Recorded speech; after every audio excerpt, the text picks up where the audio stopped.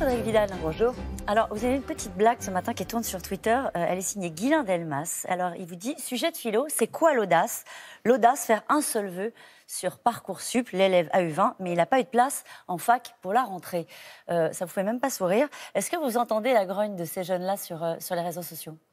Alors effectivement, on voit sur les réseaux sociaux essentiellement les jeunes qui sont encore en attente ou qui ont encore des difficultés. 170 000 130 000 qui sont en attente. Les autres ont 170 000 hier. soit quitté la plateforme, soit ont été pris en charge par les commissions rectorales.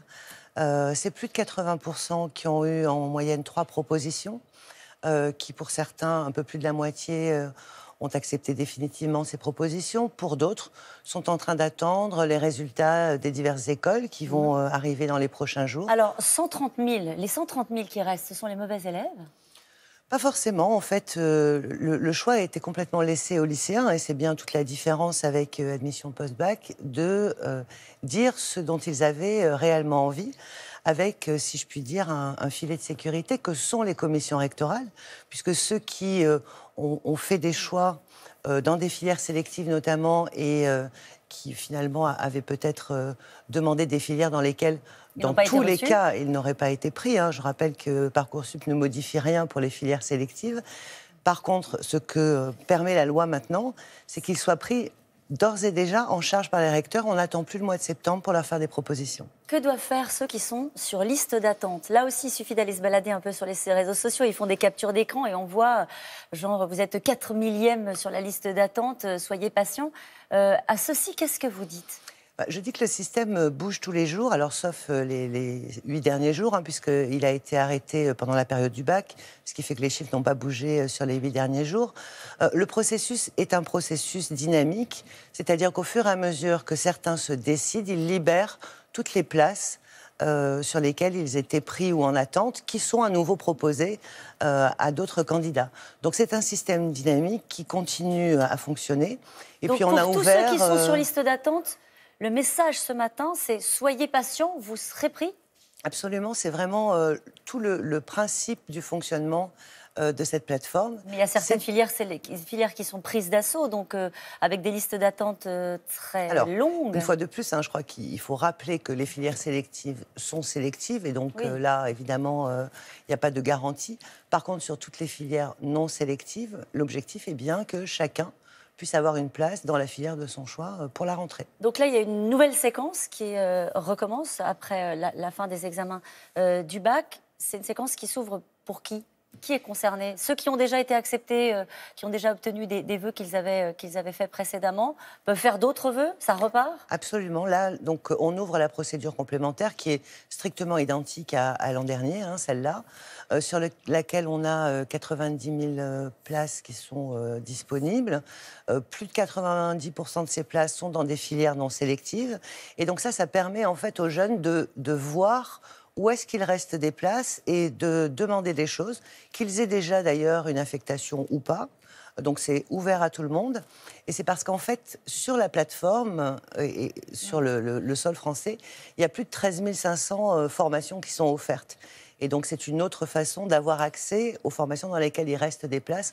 Sans être désagréable, ce sont des deuxièmes choix dans les filières? Ah, pas du tout. D'ailleurs, certains ont déjà eu ce qu'ils pensaient préférer, et puis voient que finalement, il y a des places à un endroit auquel ils n'avaient simplement pas pensé. En termes de calendrier, est-ce qu'à votre avis, à terme, il faudra changer les choses? C'est-à-dire que là, on s'est rendu compte que les bacheliers avaient à la fois le stress du bac et à la fois le stress de Parcoursup. Est-ce que suspendre Parcoursup pendant les épreuves, est-ce qu'on pourrait faire mieux pour qu'ils n'aient pas à passer 2 examens en un? Alors, on va faire évidemment l'analyse, mais je rappelle que lors de la concertation cet été, ça a été une véritable demande, alors des bacheliers de l'an dernier, évidemment, d'avoir les premiers résultats plus tôt. C'est ce qui a été le cas, puisque l'an dernier, il y avait une proposition et une seule qui était faite quelques jours avant le bac. Et ensuite, plus rien pendant 3 semaines, et puis de nouveau une proposition. Et c'est eux qui ont estimé que ce système était extrêmement stressant, puisqu'on n'avait aucune information avant le baccalauréat, aucune visibilité, une seule proposition et un seul choix, dire oui ou non. Est-ce que vous constatez une baisse des inscriptions à la faculté et une hausse des inscriptions dans les écoles privées pour ceux qui anticipent un échec ou ceux qui sont rebutés par les méthodes de Parcoursup. Il y a des écoles privées qui en font même une promotion, qui en font même la publicité en disant « Venez chez nous, on est hors Parcoursup ». Est-ce que vous le constatez, ça? D'abord, là encore, hein, le processus qui fait qu'un certain nombre de jeunes qui, y compris, ont eu des propositions, vont démissionner de ces propositions parce qu'ils vont avoir les réponses à des examens ou à des concours d'entrée privés ou publics dans les jours qui viennent. Ça se produit absolument tous les ans. C'est pas la question. Est-ce que le système a dégoûté certaines personnes qui ont décidé de se rabattre vers le privé? Est-ce que vous avez ces éléments-là? On n'a pas les éléments statistiques, mais ce que l'on observe aujourd'hui, c'est qu'il n'y en a pas plus que l'an dernier. Et évidemment, on ne saura ça qu'au mois de septembre, lorsque toutes les inscriptions seront terminées. Mais l'an dernier, il y avait déjà énormément de jeunes qui se dirigeaient vers les écoles privées parce que ça peut être leur choix.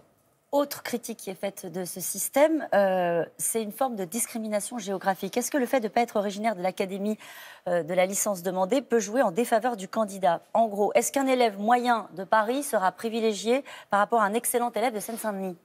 Alors, là encore, j'ai entendu cette polémique monter, oui. Et je voudrais juste rappeler les choses. Dans le précédent système, dans toutes les filières en tension, c'était interdit de changer d'académie. Ce que nous avons fait, c'est que nous avons donné la possibilité de changer d'académie, et on le voit dans les chiffres, et ça, on les a d'ores et déjà. L'an dernier, moins de 1 sur 5 pouvait aller, pour reprendre votre exemple, oui, de Créteil à Paris ou de Versailles à Paris. Cette année, ils sont déjà plus de 30% à l'avoir fait. Maintenant, évidemment qu'il faut qu'on tienne compte de la territorialité. Je ne vais pas envoyer des lycéens qui sont en région à Paris, ceux de Paris étudiant en région.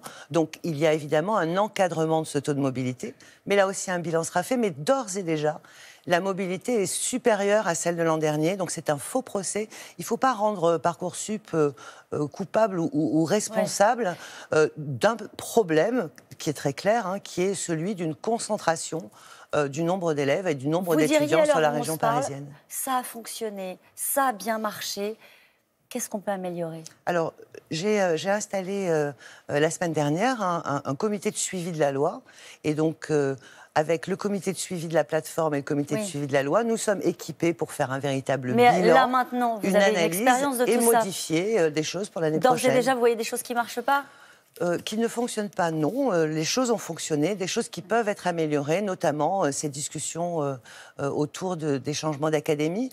Mais moi, j'aimerais qu'on parle aussi de la possibilité pour les étudiants boursiers d'aller dans toutes les filières, y compris les plus sélectives. Ça, c'est une nouveauté et ça permet de remettre en marche l'ascenseur social. Dernière question, pour ceux qui nous regardent et qui sont devant leur ordinateur depuis des semaines. Aucun élève ne sera sans affectation à la rentrée prochaine? Non, aucun élève ne sera sans affectation et les chiffres qu'on a nous laissent penser qu'il y aura de la place pour tout le monde. Nous en avons déjà rajouté 21 000 places et nous pouvons rajouter encore des places là où il y a des besoins. Dans quelle filière? Dans les filières qui seront les plus demandées et lesquelles? Où on voit qu'il y a... il faut qu'on analyse... Vous les connaissez, les filières on est en train de le faire. C'est 35 millions d'euros qui ont été mis en place pour cette réforme. Merci beaucoup Frédérique Vidal. C'est à vous, Laurent. Merci, bonne journée à toutes les deux.